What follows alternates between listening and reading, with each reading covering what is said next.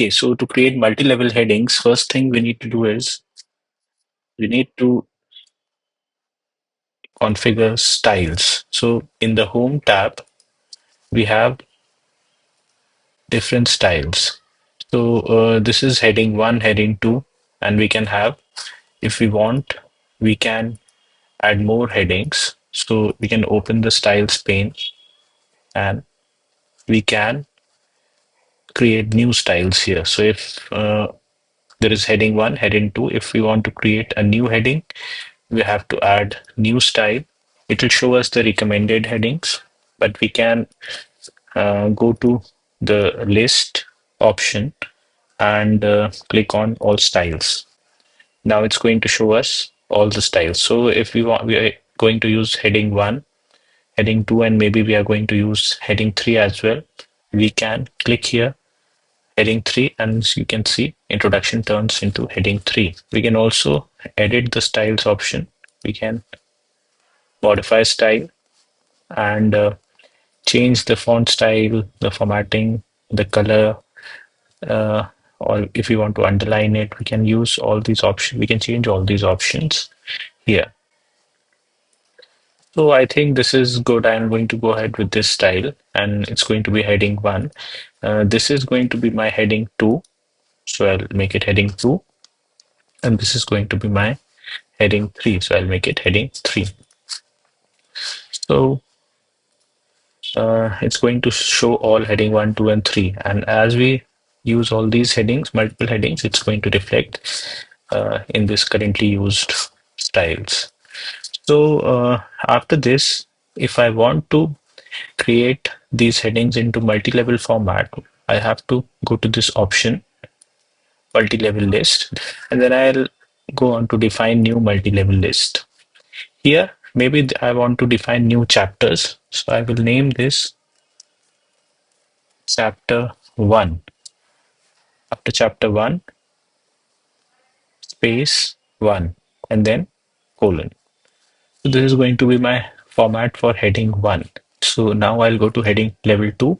Level 2 is automatically heading 2 and it's going to be reflected as 1.1. The 3 is 1.1.1. Styles, I can select any style from here. So if I want the Roman numbers, like it can be that, whatever style I want. So I click OK. Now you can see it says chapter 1 and this chapter 1 is the multi-level. This will change.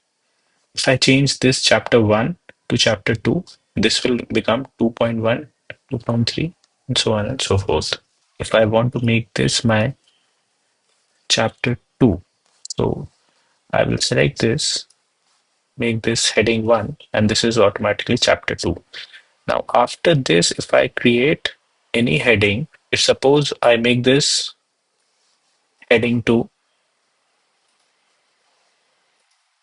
this is automatically going to be 2.1. Similarly, if I want to insert, so see, this is chapter 1, chapter 1.1. I want to make this heading, if I make this heading 3, and this will become 1.1.1. Similarly, when I insert any figure, so for example, this is the figure, global temperatures, global temperature anomaly. If I want to insert the caption here, this is going to show figure number 1. What I can do is I can make it more organized and go to format. In numbering, I have to go to format and here include chapter number. So this is now going to make this more easier to locate. So I'll click on this. Now it shows 1, 1. That means in chapter number 1, this is figure number 1. So I'll click OK. Similarly, here, if you see this second figure, if I will insert caption here, it is going to show figure 1, 2. I can again format this, change the format and the separator I can change. I can make it a colon like that. So I can do that here.